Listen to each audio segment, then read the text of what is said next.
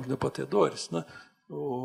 Quero que o Eugênio tome, né, a direção dessa parte. Tá, obrigado.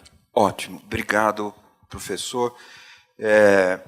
Eu vou comentar poucas coisas aqui, mas eu só quero fazer menção, fazer uma alusão a um almoço, já faz um bom tempo, em que, convidado pelo Paulo Saldiva, estivemos eu e professor Teixeira Coelho. Foi a primeira vez que eu ouvi falar da ideia do que seria esse grupo. Naquele almoço também nasceu o programa da Rádio USP sobre o nosso jornal diário na Rádio USP, que tem apoio do IEA e apoio da medicina. Mas ficou dali uma lembrança afetiva para mim. E depois, com a vinda do professor Bevilacqua e com a vinda do professor Naumar, essa ideia ganhou um impulso magnífico, cujo resultado nós estamos vendo hoje. Foi para mim uma honra e um aprendizado muito grande participar desse esforço. Eu vou comentar dois pontos aqui, a partir dos marcos estabelecidos pelo documento, dialogando de saída com uma imagem, uma metáfora do professor Bevilacqua sobre os múltiplos ângulos do espelho, falando do Lewis Carroll e da Alice, quando Alice atravessa o espelho. Eu vou explicar em seguida o porquê. Ela atravessa aquilo, no dizer de Lewis Carroll, que era uma brilhante névoa prateada, e do outro lado tudo era diferente. Há dois outros momentos na literatura que invocarei também com propósito, que são o Aleph, do Borges, e a grande máquina do mundo, a máquina do mundo de Drummond, que são outros momentos em que, na arte, a gente é posto diante de um véu da realidade que se abre e nos convida a um mundo totalmente invertido, surpreendente, em que os nexos entre os fenômenos seguem outras regras absolutamente. O que eu quero dizer? Além de explorar o espelho, como ele nos reflete, nós deveríamos comprar o desafio de atravessá-lo, de partir para o invisível.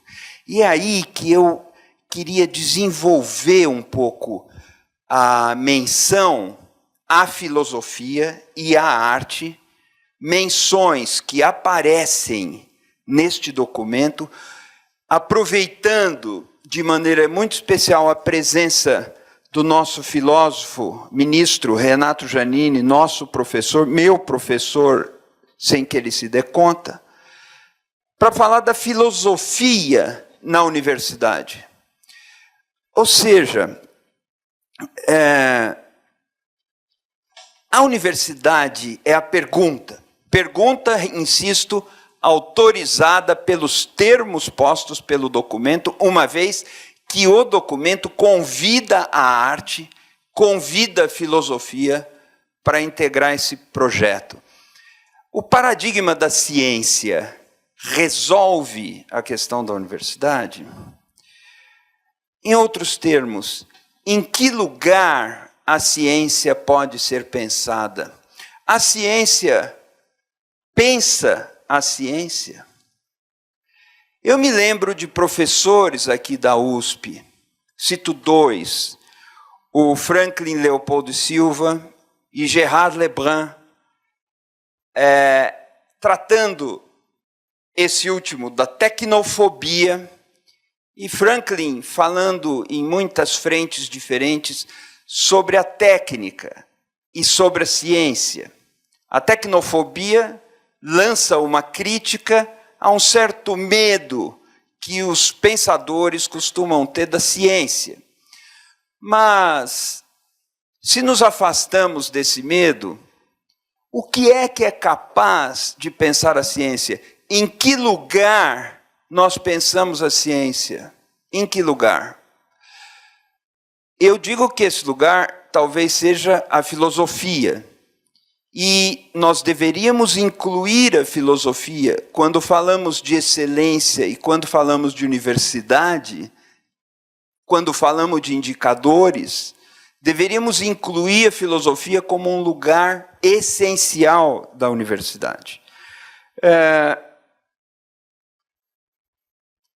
Me ocorre também uma frase de Heidegger, quando ele faz considerações sobre a religião em que se converteu a ciência no nosso tempo, até com atribuições que recaem sobre ela, na direção de considerar que ela transcende o prazo da existência de uma pessoa e, por isso, poderia ser vista como transcendente. Onde é que fazemos a crítica da ciência?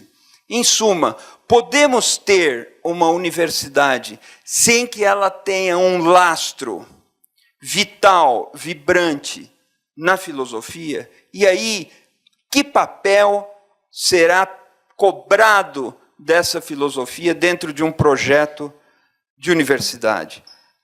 Há outros aspectos nessa questão que eu estou trazendo, mas, como eu disse, eu queria aqui, nesse ponto, que encerro em seguida, talvez pedir a palavra de Renato Giannini. Talvez nos falte um pouco pensar sobre o lugar da filosofia na nossa universidade. Filosofia que está inscrita no nosso DNA, no DNA da USP. Um segundo ponto que eu abordaria muito rapidamente é a relação entre ciência e democracia. Uma pergunta.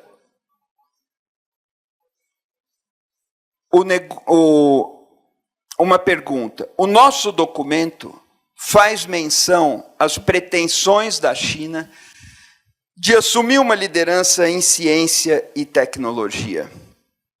A ciência é compatível com um regime não democrático? Até que ponto a ciência pode prosperar sem democracia? A tecnologia, sim, sem dúvida. Mesmo a física nuclear, sem dúvida. Mas a ciência, a conduta científica, a investigação científica, o debate científico, ele prospera sem democracia? E se há questões aí, essas questões não devem também ser tratadas, ser pensadas, relações entre democracia e ciência, nos marcos da universidade? Por fim, terceiro ponto, que também será bastante sucinto, se refere à responsabilidade social ou responsabilidade humanista quando discutimos excelência e quando discutimos indicadores. Algumas notas. As curvas presentes nos países ditos mais desenvolvidos mostram que a universidade no Brasil precisa alcançar mais gente. É preciso compatibilizar, portanto, todas as exigências de qualidade e de excelência com a capacidade de alcançar, incluir, formar mais gente. É preciso ser acessível para a massa, não um ensino de massa, não se trata disso, e, ao mesmo tempo, é preciso cultivar a excelência. Segundo, eu ouvi, e vocês têm ouvido, um discurso cada vez mais exacerbado e até mesmo com tintura de violência, a argumentação de que a iniciativa privada, nesses termos, deveria assumir a condução das universidades, porque só ela, iniciativa privada, tem técnicas de gestão que alcançariam a excelência, etc., etc., etc. Cresce o discurso que o ensino deve ser pago nesses termos, naqueles termos. Ora, isso vai na contramão do que há de mais, eu diria, avançado no debate universitário ou sobre universidade do nosso tempo. Eu tenho notícias muito recentes do Dean da Escola de Arquitetura and Planning do MIT, onde está localizado o Media Lab, que é o Hashim Sarkis,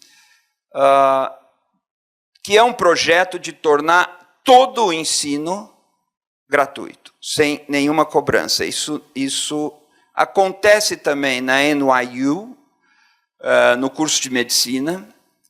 Em agosto desse ano foi noticiado, foi comunicado aos alunos que eles não pagarão mais nenhuma anuidade, nenhuma mensalidade, embora os custos de manutenção continuem a existir, casa, etc.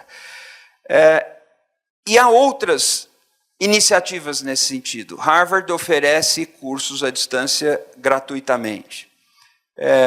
Mas há outras iniciativas nesse sentido. Há um cálculo racional, segundo o qual é mais lógico não haver cobrança do que desenvolver complexas arquiteturas de remuneração de sistemas de financiamento e tudo mais. Isso interessa a questão da avaliação pelo seguinte: eu posso entender que a avaliação na universidade tem um duplo sentido. Em primeiro lugar, ele é uma forma de prestar contas para a sociedade.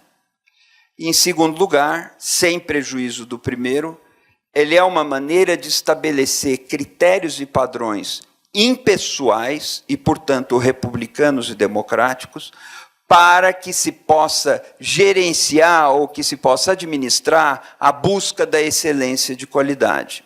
Nessas duas frentes, o caráter, de um lado público, mas, de outro lado, gratuito do ensino, pode ser um sinal, e eu acredito que será, um sinal de inclusão que atende à exigência mas um sinal de racionalidade numa universidade de excelência, numa universidade de qualidade. Enfim, eu queria pontuar essas 2, 3 coisinhas e deixar para a mesa discutir, e faço isso em caráter de agregar novos pontos que já estão contemplados de maneira sintética no nosso documento, mas que podem render mais reflexões. Obrigado pela atenção.